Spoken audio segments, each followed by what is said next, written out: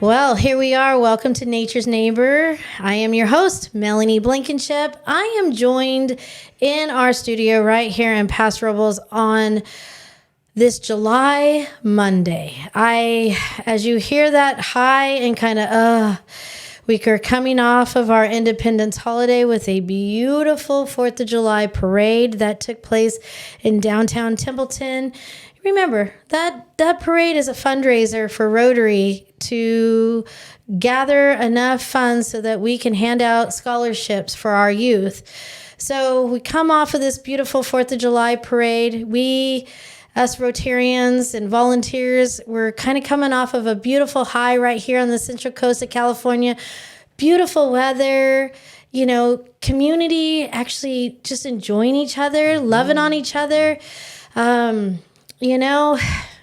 went home, beat down, tired, 4 o'clock. I think I was face down on my couch after that awesome parade to be woken up by my 22-year-old son racing into my bedroom with the words I will never forget.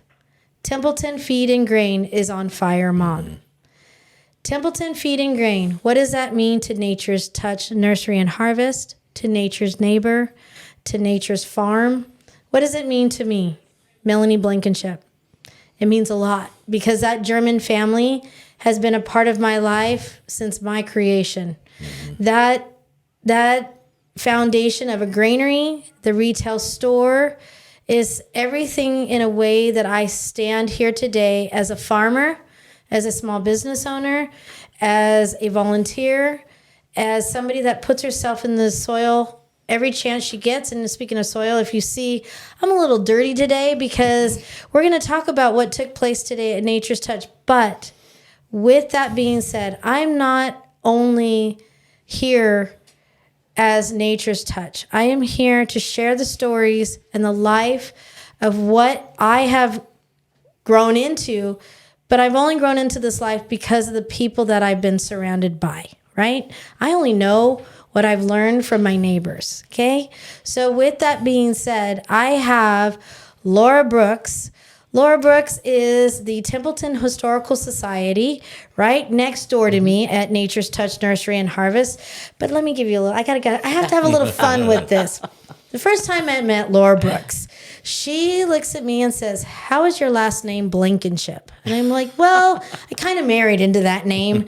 And she goes, "Oh, really? Because my grand student is named Clint Blankenship." I go, "Well, actually, that's my husband, Laura." She goes, "Do you realize he was my first student right out of college in the class in Templeton? 3rd grade? 4th grade? 4th grade, my first class teaching. Mm-hmm. 4th grade. So, so I kind of felt a little bit special because this lady, out of the blue, I knew who she was because I knew the principal at the middle school at Templeton, so I knew who she was. And this is, I had no idea. And she walks up to me and asks me where my last name, and I carry my last name with such honor because that man is pretty incredible. And to speak of his first teacher, 4th grade teacher, telling me how kind and loving my husband is I carry that with me everywhere. So now she's also the board chair of the Templeton Historical Society.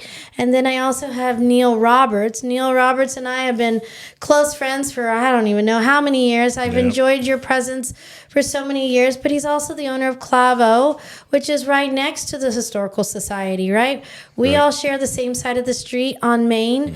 We have been, Neil, how long have you been in that location? Since 2008. Yeah. See, so I moved into my current location on Main 2009. Right. So I knew we were close in that. I was down the street 9.5 years before that, and then got forced into that location. Of course, screaming and hollering, right? But we've been neighbors for all these years. It's kind of funny how we've gone apart because you've been farming and selling wine. I've been farming, selling produce, and trying to hold on to infrastructure, right? Laura's retired now from our awesome school district in Templeton, but running the Templeton Historical Society. But look, we go apart and we come back together because we're all grounded and rooted in the community of Templeton. And to come off of the 4th of July parade like we did. Like, and I say it like in a positive manner because I feel like it was the first parade in many years that ran more smooth than normal. Yeah. But I cannot tell you how many people came out of the woodwork and happy.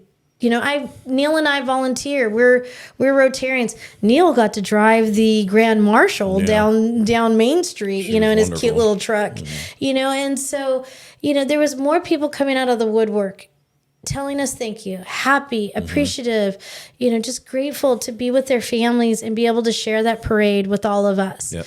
And so, you know, super excited and never thought that we would be sitting here talking about a catastrophe that has taken place on our main street.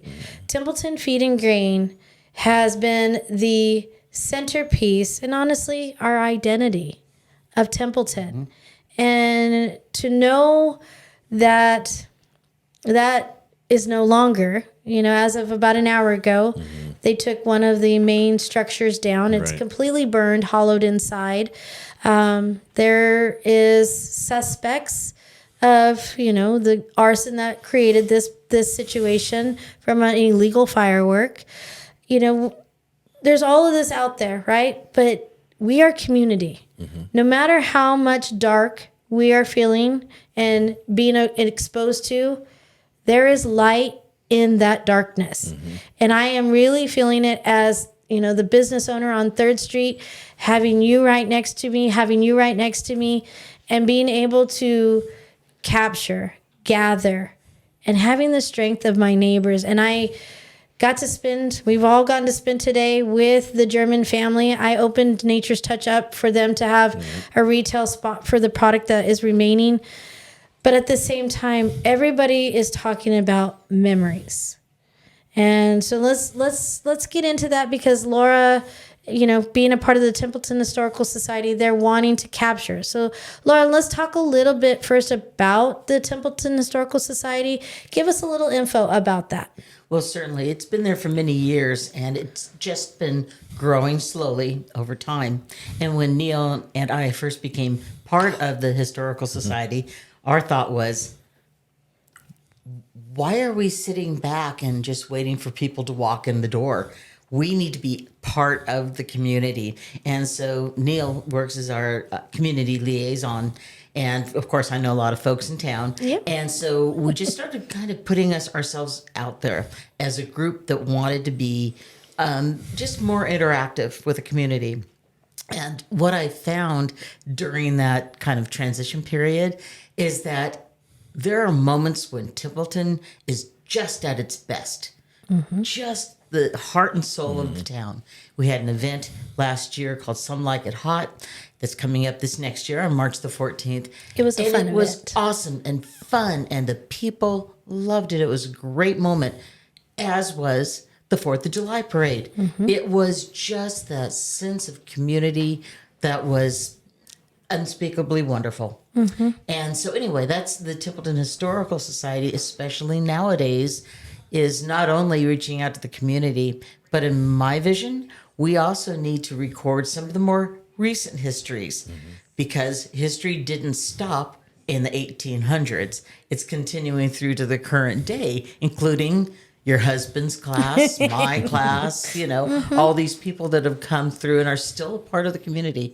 And so I want to make sure that we're having a continuum of time.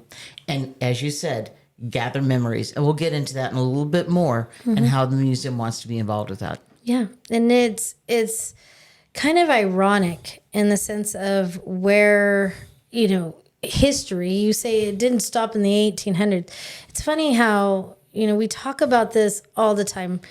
How do we continue to move our society forward with not recognizing history, not only 5 years ago, 10 years ago, 20 years ago? There's so many things that our community doesn't realize what it takes to build something because they don't know the history behind it, right? You know, like the granary, you know, yes, the German family had provided a resource for this community for many decades. And being the person that I am a farm advocate, whether what size you are. I don't care if you're growing something in production, whether food or wine, you're a farmer, right? Like food or booze. You're farming, right? But at the same time, to understand this area. I mean, I grew up in a dry farmed community called Paso Robles, right? We didn't irrigate. My grandparents, nobody irrigated. But why? Because what did they grow? They were grain growers. They were safflower growers. Everybody I knew how to plant the soil at the time and knew the moisture content in the soil. And that's how they grew from that, instead of thinking they always had to put irrigation on. But historically speaking, even the Salinan Indians who were here, they were hunter-gatherers because the rainfall was not consistent. And so that's why they never had agriculture in this area. On the Mojave River, maybe in different areas, but definitely not here because the rainfall was inconsistent, as it is today. And so hence dryland farming. Exactly. Yeah, and my dad was a dryland walnut farmer in Templeton off of Ridge Road. And so I get it. It's we who grew up in that environment sometimes wonder about the water usage. Yeah. And we do. We all. I mean, you cannot be in California as a farmer and not talk water every single day, Absolutely. right?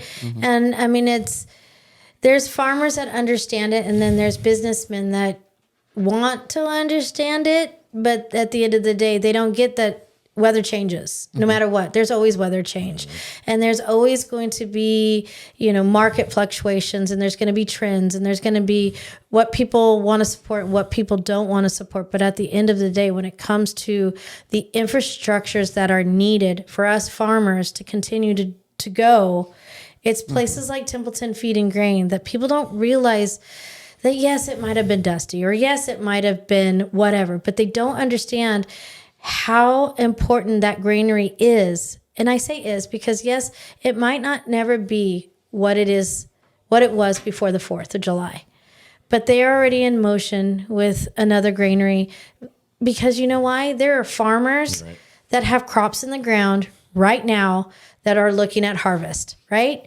It's not about having an infrastructure and thinking, oh, it burned down, I'm gonna collect insurance, or there might be a GoFundMe account, which I need to get into that a little bit. But it's not about that. It's about how do we emphasize right now that we need this infrastructure to keep the people who rely on that infrastructure going. And that's that infrastructure. That mill, I mean, there's nothing better than watching those trucks come in with the raw grain, and then in the front of the little white building and everybody loading those bags up, right? Like, as I sat today and watched bags of feed being loaded out of my parking lot, that's all I could think of was how much opportunity one of those bags just gave to an open farmed land. Because to think about how much land needs to grow safflower, right? And how much area we still have in this community that is still producing grain to feed animals, or to, the salt. I know that he has to bring it in, but the salt that people use for the cows, or the soil amendments. And I mean, it's not just, there's so many different facets that go onto it, but look at the history. You can't just start tomorrow and be a grain grower. Right? You can't just start tomorrow and be a grape grower, right? This takes years of planning. This takes years of infrastructure that is needed to continue to farm this. Germans have held on to that, and something as stupid as an illegal firework that is going to change it. But at the same time, what is going to be our next step? Our next step can't be until we know what it took to get us there, right? And that's going to be the history of what it was, what it is still, and what its next step is going to be. There's so much of us in this community that understand the business aspects of all of this. And how do we continue to educate people about what it takes to keep these businesses going, or these farms going, without knowing the history? And even the feed and grain, I find it interesting because it itself has gone through a metamorphosis over time. It started, they sold cars out of there. I think they had a drive-through grocery store at one point in time. And it's just sort of been a different a different beast through different ages until, of course, Tom German Sr. came in and up went the silos, and it turned into that fabulous feed and grain that we all know and love for over the last, 60, 70 years now. And so to me, at first, I mean, I was so sad and I was so angry. And now I feel like it's just another turn in the road. It's not a happy turn. It's not what we wanted. It's definitely not what the German family wanted. But it's one of those things that happen over time, and we have to embrace change, as you said, accept what the present is, but remember what the past, how that brought us to this point. I feel like a lot of our society right now is lost because they don't know history. You know, like my sadness and frustration instantly came that night at 11:15, driving Vineyard as I'm racing to wondering if our store, was okay, right? So racing to town, and as I drive over Vineyard, coming from the west side, and I see this eerie red glow over our town. And as I come across the Vineyard Bridge and I see flames shooting into the sky, I froze. I thank God my son was driving. I would not have been able to drive. They just kept telling my husband, Cody, kept, breathe, mom. The Germans are going to be okay. The store is going to be okay, mom. Our town is going to be okay, mom. Like, that's all I kept hearing my son keep telling me. As we kept getting closer and closer to it, but by the time I saw it, and then I was standing on the corner of Hewitt's and watching the 15-foot flame shoot it out of the top of it, Tom German, drives around in his little truck, and I'm standing in the road, Main Street, and what is that, 5th Street? And and I knock on his window, and he rolls the window down, and I said, German? And he goes, Melanie? And I said, how are you? Well, he points up to that, and he goes, I'm like, I love you, buddy. He goes, love you back. We'll all get through this. He's coaching me. Right. I know. I saw him this afternoon. He parked in our parking lot, and I said, Tom, how are you doing? He goes, well, we're getting through it. We'll be okay, And I said, well, you're a better man than I would be. And it's like the resiliency of him, and just how, and I think that's what people in agriculture really understand, is that there's another tomorrow. We have to. There's a beginning and there's an end. I mean, that's part of farming, and you have to adjust. And I think that one of the things that I believe in, and not only because of agriculture, but that being part of our history will never change, right? And whatever comes out of the ashes is going to be better. It's going to be okay. Sure, it's a landmark, but at least we had the experience to enjoy it. And agriculture is the base of communities. If we don't have agriculture, we don't exist. But I think I know that all of us believe here in this room that if we preserve the past, we protect the future. Yeah. And so that's what we need to do. So not forget, and not give up, and keep marching forward. I mean, I think that's what's amazing about the family, is that, they're just, okay, we're just going to deal with it. We're going to go through it, and nobody got hurt. The firefighters did an amazing job. Wasn't that impressive? Honestly, in through all the darkness, again, like standing on that corner before the sheriff moved us back, right? Like, I was one of those pain in the butt, looky-loos, because I was just standing there in all, I could not believe it was real. Right. Like, I was just like, make it stop. And it was, these humongous flames but I'm like, at the same time, our firefighters, amazing. Our sheriff, our higher patrol, I'm getting the chills just like remembering my emotion, but I will never forget the gentleman that was on the north end of the granary, on the crane that was shooting that amazing flame or water cannon out.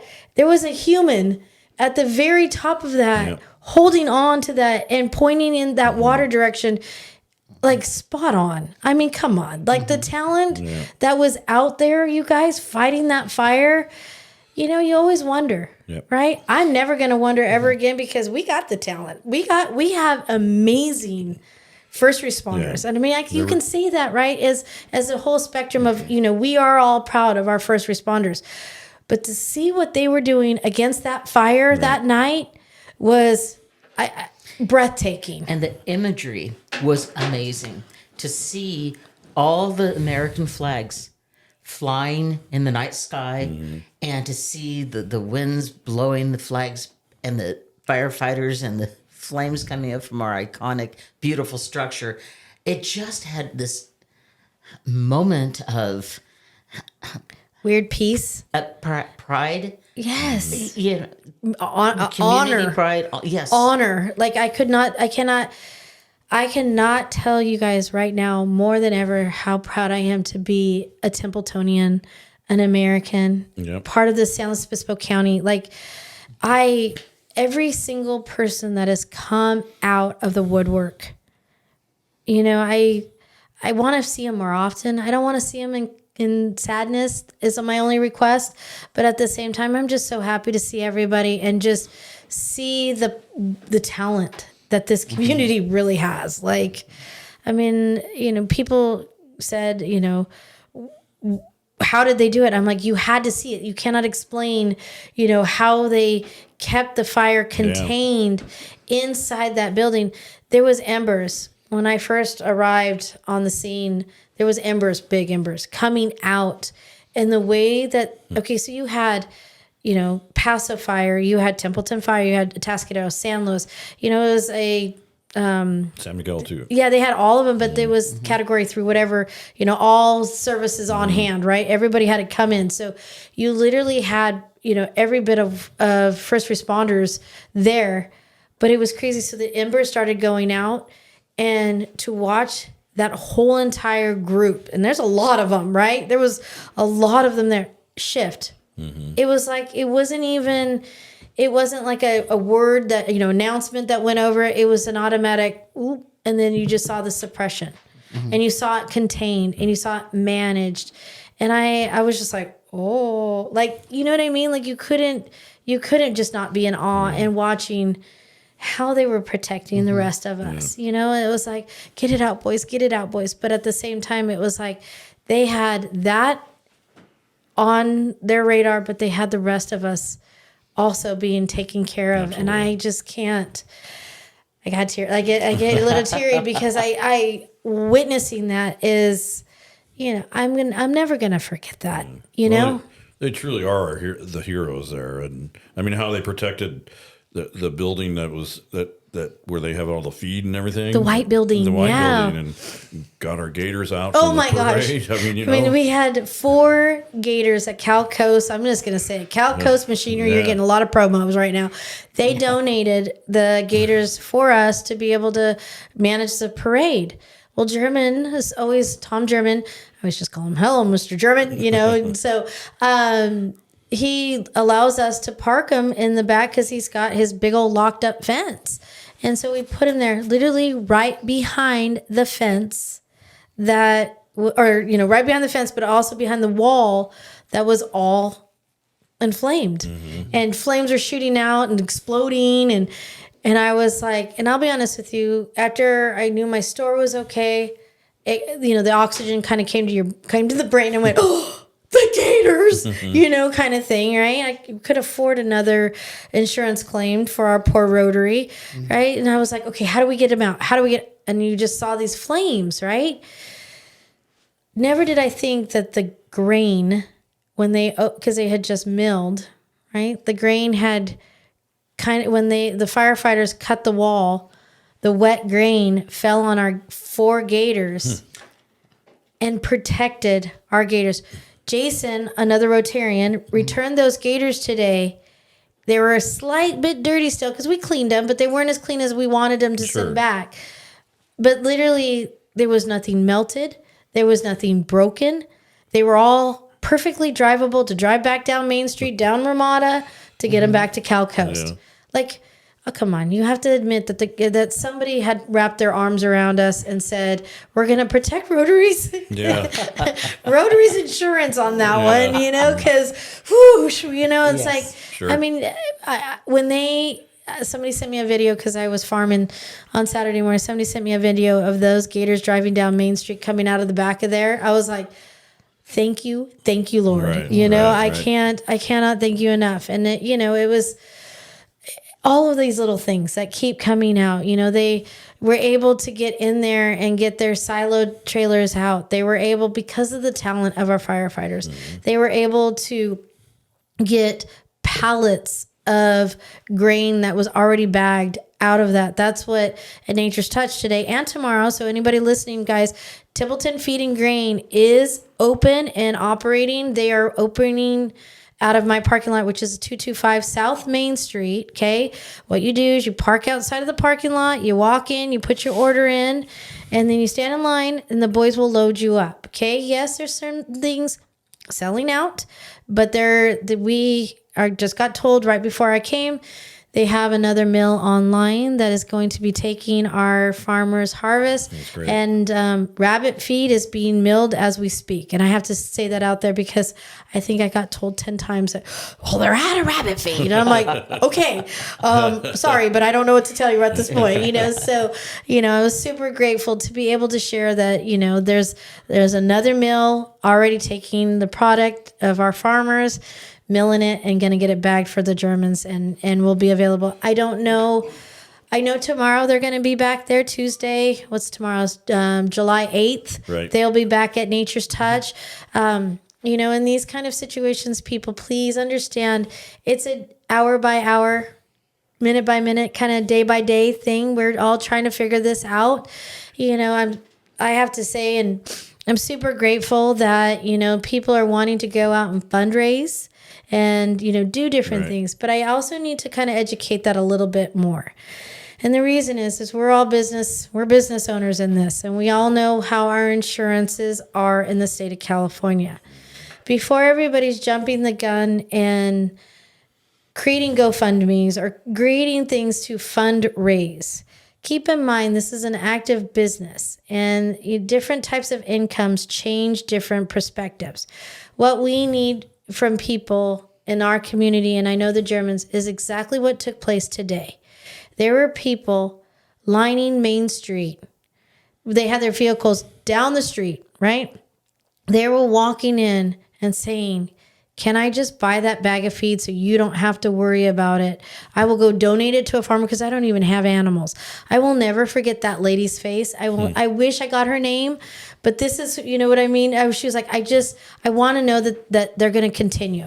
That's all I wanted. And she walked in, she handed them directly the money for the sale of that product. And that's what what we need to do, right? We need to be a community and gather and get them supported. Be patient. Right. I'm going to talk a little bit about experience.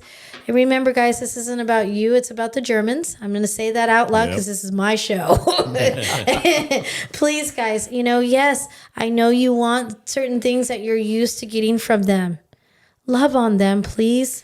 Be patient with them. They're going to make it happen. I promise you. I saw it today. And I think we also need to be patient with ourselves because we're so eager and anxious to, let's rebuild, let's do this. No, that's their decision. That's their choice. But we also have to take care of ourselves in this process. And I think, hearkening back to what you were saying earlier, just the sharing of those memories and the little things that made the mill so special to each one of us is different to each and every one of us. I mean, I went there with my dad when I was 2 years old or 1 year old. And I remember how tall the counters were in there. You could never see over the top. And it was just, and the people were so kind and wonderful. But that's that cathartic feeling that I get when I think about the feed and grain. And so if you don't mind, I'd like to share what the museum would like to do.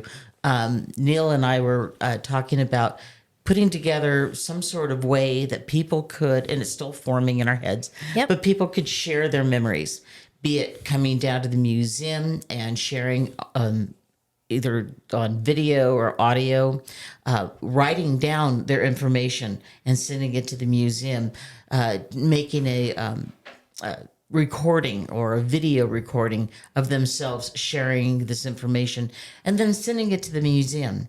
And we would like you to send it just to our email address, which is templetonmuseum@gmail.com. And then we're going to work on compiling that in some way, form, fashion. It'll probably end up being something written so that we have the bookmark. Documentation. And then it'll have some accompanying live information from people. We had one of our folks down there in that parking lot between our blacksmith shop and Melanie's place today. And we were getting bits and pieces of all sorts of people sharing unique experiences. And I think in doing that, it gives us that chance To share our story. and for us to heal Right. as a town. Yeah. And that's honestly the best form of healing is gathering. And so, gather your thoughts, come and share that. But I mean, I'm floored because that's, as I'm standing mitigating traffic today, I'm traffic mitigator for Templeton Feed and Grain today. That was pretty fun. I saw you out there.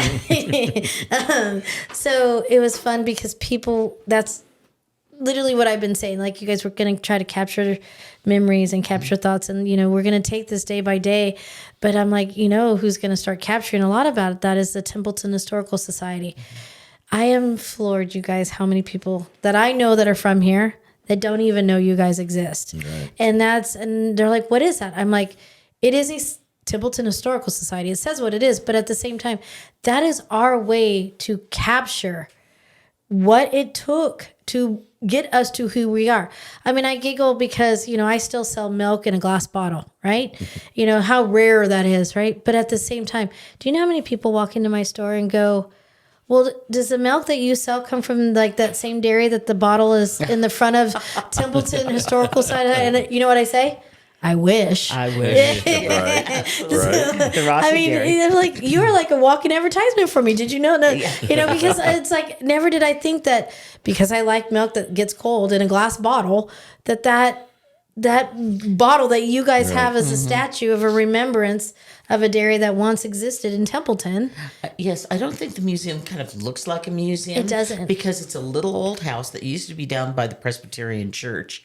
And they moved it to its current location because we were just a kiosk sitting on Jack Allen Lumber's old site. Oh. And so there's some history there. And then they put the depot in the back, which is the original. Well, it's the warehouse for the train depot, and that sits behind the house. So you really don't see these things. And then crazy. People look at this big silver blacksmith shop, and they think, oh, it must be some empty old building. No. You walk inside, and there is the most awesome little A-frame redwood structure, and that dates back to a couple of dates there, but the furthest we've been kind of tracing it to is about 1888. That's awesome. What was it used for? It was a blacksmith shop. So the A-frame, that's The A-frame was the blacksmith shop. That's the actual blacksmith correct. shop. And then Bob Tulloch built the Outer part. And so it's like walking into a time capsule. And it's so amazing. And now we have a magnificent blacksmith. And he actually teaches blacksmithing classes out of there. That's awesome. And he's his forte is really anything. He can make anything. But he loves doing blacksmith forged art. And so that's been something that we've really been working on and developing and bringing the community into the museum and pushing our museum into the community. So then there's also that awesome school bus. That Right. again, Right. there's something about every time you pull it out of that front part of the blacksmith building and watching that old school bus come out. I don't know why, but maybe it's just me because I love old trucks. Just something about like this like sense of like humble, like or sense of honor. Right. That, watching that it's still rolling down Main Street, and saw it in the parade along with your old truck with Donna Cheeseboro in the back of it. Right. There's just something about when it comes out though. It's just And like, it has it's its so history cool. too. When Yeah. I was a kid, it was parked on the football field before the new high school was even built. And they would just stack an irrigation pipe on it, and it was all just destroyed. And then the teachers started looking at it. The guys are, we had like, I don't know, I had 25 kids in my graduating class, so that tells you how small we were. So but awesome. they all got together and started working on it as a project. And then over time, it kind of started going to other people and places, and then it ended up at our museum, and they finished it off there. And our men are so talented at refinishing beautiful. things. It and, is. and they are there every Thursday. People are welcome to come down and join them, learn from them, because they are truly masters of their trade. So I had to put a plug in for the guys. I had a question. Yes. So today, as you were selling stuff, or they were selling stuff, were a lot of people trying to get feed for the? I mean, we're going to have the fair in 2 weeks, Yes. right? So Fair is definitely the conversation Yeah. because quite a few of them were like, I have fair animals that I'm trying to fatten up Right. right now. Right. Like that. Yes, that was definitely a conversation. You know what? I'm going to be honest with you. It was and I talked to Rick about this right before I came to the show. We're talking about, how we pulled it off and, okay, this is good. But we also noticed that people were doing what they would normally buy 4 bags, they were buying Right. 6 bags because they were not only because of support, because there was a lot of that too, Sure. but it was a little bit of afraid of going, okay, so what do we do if, we don't have this in the next couple of days because of the fair or Right. because of, I'm Creston Valley Meats, guys. Right. I have my same customers were coming into that parking lot buying grain for the animals that I have scheduled in a couple months from now. So, there's that kind of thing going on. And, yes, there's other feed stores, right? But people don't understand. As a farmer, this. You can't just change. No. You just can't change in the middle of something, especially when it comes to animal feed. Right. You can't just go, oh, I need a different company because I can't get that. Every company is different. And what makes Templeton Feed and Grain, I got to get on the name instead of the family. And what Templeton Feed and Grain offers that most people don't is those ingredients that are on that list is exactly what's in it. Right. Because it's small milled. It's, pretty much you can get commercial stuff in there, but 99.9% of it is all locally grown.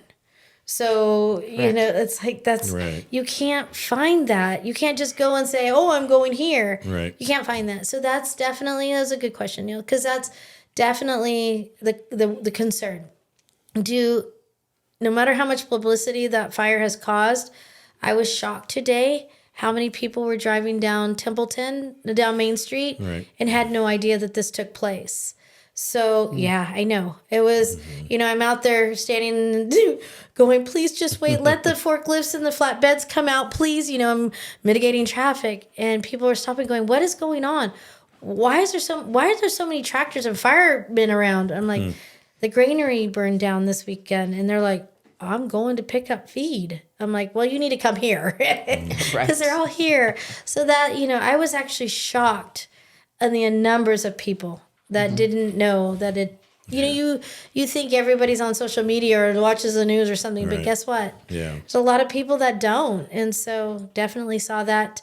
So I'm concerned in the sense of, yes, fair animals, people a week from now, 2 weeks from now, and they don't have to worry about a location to get the product to their consumers. We just got to really just, support them enough and be patient enough so that this amazing family can figure out the logistics of the farming aspect of all that product keep coming. So, But I also, even though maybe some people are still trying to find out, but I had a friend that lives in France text me today that heard about it. So it's got a wider effect than maybe we even know. So yeah, well, it did make national news, and Yeah. I'm sad because it's like, I don't want Templeton to be known like No, that. no. I want Templeton to be known that we are still that small community. Yeah. We are the ones that put on a 4th of July parade that you can't find anywhere. Yeah. I'm sorry. That I've traveled this country, I've traveled the world, and that 4th of July parade,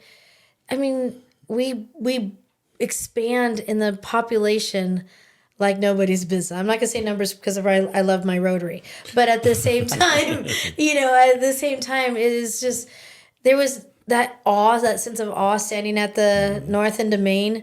looking down and seeing the population, then driving up to Crocker and going, there's even more. Like, it's crazy. It was, it was was amazing. so much fun. It's interesting too, though. When I graduated from high school in 1975, I remember we put a picture of Main Street on the cover of the yearbook because we said, it's not going to always look like this. It's going to change. Well, now it's exactly 50 years later. And I was driving through the streets right before the 4th of July. And I thought, wow, it hasn't really changed. It's kept that small town feeling, the sense of community, even through all these years. And this is a real change, but the community is We're still there. here. Yeah. Yes. It's not easy keeping the Templeton Main Street looking the same. I'll be honest with you, having my business 17 and a half years on Main Street and the requirements and the regulation. And that's honestly like my biggest concern. And people, are asking me as a business owner, what is your concerns for them? Asking business questions about, Sure. and you and I both know what are the requirements of us to be able to have our businesses still exist on Main Street. This is a concern, and the amount of outcry of people wanting something like Germans to stay. Again, this is where this history is so incredibly important to capture it, keep it, and be able to explain to people what was built before can never be rebuilt. How do we find the materials? How do we find the well, let me reword that. How do we afford the person to rebuild that? Do you know what I mean? Like, so you understand in that. But at the same time, this is my political stance right now. When do we vote differently? That's going to allow us, the people that have been a part of this, for as long as we have, that we can continue and we can take care of each other. We can protect one another. Right. I take responsibility for my own, right? But at the same time, does that mean that I still have to have even more insurance and I have to have curb gutters and sidewalks? Can't get insurance. Yeah, none of us can get insurance. It is time to bring community back to community and let us be the voice of government. Community needs to speak for themselves, not something outside of our area telling us what we have to do for our community. Because it's just like this. It's times like this. We've had an ordeal. We've had something horrible happen in our community. We have our first responders that are amazing. We got this. But at the end of the day, when it comes to rebuilding, when it comes to what is our next step, there shouldn't be a question like there is, and it is time for change for this change. We need to be better about how we vote, but knowing what we're voting for, right? And be practical. Be very practical. We're business people. We want to make a living. We don't necessarily have to be rich, but we want to make a living. Dude, I'm like the wealthiest woman on the planet right now because to me, we all need money, right? We have bills, and we have lifestyles that we want to try to keep. But I am honestly the wealthiest woman in the world right now with having you two for my example of my neighbors. But I'm also at the same time, like, I'm going to share another funny story of the German family. So I have Rick and his son, Nathan, sitting in their red truck in my parking lot. And I told you this before. I said, all right, boys, what's the plan? And Rick turns to me in a serious look. I mean, they just moved tons of bags of feed and talked to fire chiefs and higher patrols and every media was there. And he goes, well. And they both at the same time, you could tell they're the father and son. Rick goes, a shower and some dinner. Well, how about staring at the wall for a couple hours? And they both looked at each other and went, yeah. See, and again, it's like that's amazing, right? And that's what I'm saying. Like people are like, how expensive it is to live here, how hard it is. Yep. But at the same time, it's more than money. It is more than keeping up with the new trends. Mm-hmm. I have community. I have you guys who are my really good friends. I have the Germans who Tommy was like crucial in protecting me and allowing me to open at 225 South Main Street. The county wanted me to do so much more than I already had done. Tommy German, Nick Marcourt, David LaRue, Bill Pelfrey, Rob Rosales, Aren't these all these are all pretty All big the names, yes. right? They all stood in a sense like this in front of my store and said, she has nothing to hide. She has nothing to gain except for a local business that provides a good product to this community. That was Nick Marquardt. Mm-hmm. And I said, I don't know how I could ever repay you. And you know what? They all turned and looked at me? Stay in business. Right. And they walked off, Right. you know? And I'm like, and then, I mean, it's the same thing I'm doing back to the Right. Germans. Mm-hmm. All I care about is that you have that next step. Yep. Just keep going, right? Whatever you do, Neil, just keep going. Laura, I'm so grateful for your retirement and that you're doing exactly what you want to do. But at the same time, we are so blessed to have you as the board of the Templeton Historical Society. I forget that you're on that board too, because I'm just being selfish and grateful that you're a Templeton Rotarian too with which me. I've enjoyed so much. Aren't we a cool group? It is a Like, cool I mean, group, yeah. I have to say we're the cool group because it is so funny Neil and I are both those farmers that walk in late. Yeah. My dog wouldn't get up. Darn animals. I had to catch baby peacocks the other day.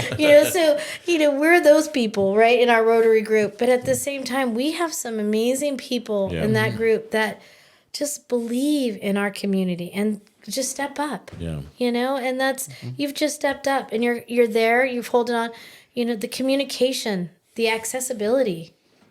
So Yes. give your email address again. Yes, it's the Templeton Historical Museum, or the Templeton History Museum. Or is it just, no, it's Templeton Museum at gmail.com. Yeah, right. I'm sorry, I was It's giving okay. you my website there It's for okay. a second. Templeton Museum at gmail.com. Contact us, tell us your story, share it on the phone, share it. It's better to do it on via email. Social media? Is there social media out there like Instagram, Facebook? Yes, absolutely. And my son's probably going to put together a reel for us so that we advertise this, so that people really know what's going on out there. Awesome. Adam Montiel has volunteered to come in and help us out with some of the video work and some of the things that we aren't necessarily none equipped of us to do ourselves. That's why I have Miguel, Paso Podcast.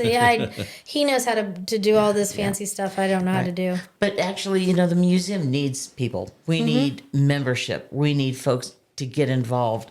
We need help doing little things like, I don't know, decorating for the 4th of July. Right. Or things that the board does it all.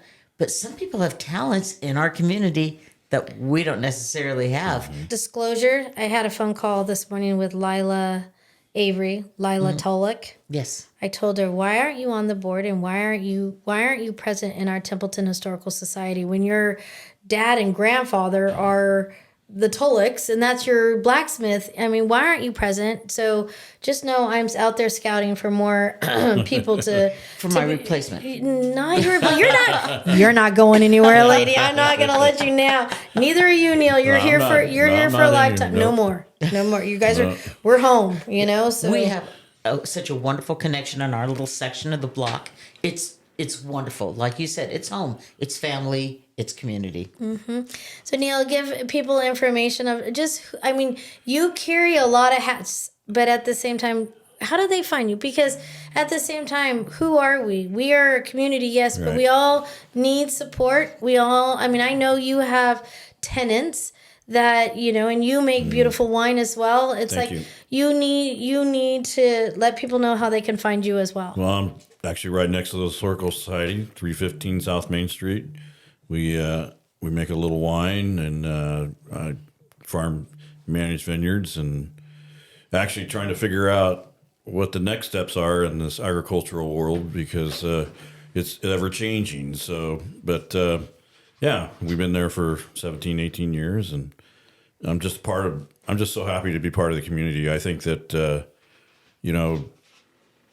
everything comes together for a reason, and we're here for a reason. And even though this is something that happened that we didn't want to happen, but it came, and it is here, and now we're going to make ourselves even stronger as a community and as a people, and we're going to be okay. Yeah. So guys, we're coming towards the end, and I can't tell you again, thank you for coming to Paso out of Templeton. I came home because I'm from Paso. I tell you, my husband moved me to Templeton. So, but I'm honored to be from both because this, this is who It's made great me. communities both. This community is everything to me. And at the same time, I am just grateful. I am sad. I'm lost. But at the end of the day, I'm so grateful that you guys are my neighbors and that we all are Templeton strong, right? I'm going to say that word because we are. Yep. And we are all going to be strong for the German family, and we're going to get through all of this. I have this like funny feeling, and I'm pretty good with my intuitions, that there's something grander. I felt like the last 3 years, I was personally lost. I was kind of struggling with my identity of what my next steps were. And I mean, we've all been coming together. You guys are all feeling it. Like we all been coming together in the last year.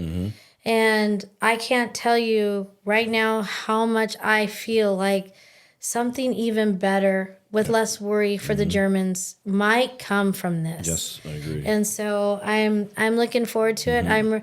I'm ready to go out and get dirty again tomorrow and help mitigating traffic and moving in. We're, Nature's Touch wasn't open today, but we were open today. I mean, people ask me what my hours are.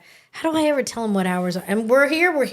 Like, but if the emus get out tomorrow, I might be a little late, right? I love it. But at the same time, we're open tomorrow. Tommy and Rick and their whole entire crew. I'm going to make a suggestion out there because I'm live today. Guys, tip their employees. Templeton Feed and Grains employees need tips, okay? Like, I was watching them go down a block carrying 15 bags on their dollies. And I'm like, did that lady tip you? And they're like, no. I'm like, oh, I'm going to chase her down. Excuse me, ma'am. That guy needed a tip. Like, she looked at me. I'm like, I'm not Templeton Feed and Grain. I'm just a part of the community. So, but at the same time, we will take care of our employees. But when people ask what they can do, that's something you can do right there. Good idea. Motivate our employees to keep going too, because we're trying to keep the business going. We're trying to, and we love our employees. We all do. I love the Templeton Feed and Grain employees. They're all so kind. Oh, but at the same time, let's as a community, let's take care of their employees. Yep. Okay? Alrighty, guys. Thank you. Your very final thoughts? Anything else that you guys want to get out there? We just appreciate the chance to come down. And I think this is cathartic for us as well, to come down and just be able to speak as Templetonians on behalf of the German family, the Feed and Grain, our loss, but our future. And I think that that's a good thing to get the conversation rolling. I love it. Well, I'd just like to thank the Templeton Feed and Grain and the family for all the years that they've been here and continue to be here. I just think that they're not going away, and we're not going to go away. And Melanie, thank you for all your leadership and what you do for our community. And thank you, Neil. Thank you for being our neighbor. Yeah, thank you. I really appreciate it. Love you guys. And we'll be back till next Monday. Last Monday I said we're going to have plans for this Monday, but you know what? Things happen. So things always change, and that's a fun thing about us, is that we just roll with it. Right. Keep it moving. That's all I keep saying. And so I'll be back next Monday, same time, same place. Thank you, you guys. Thank you. Thank you.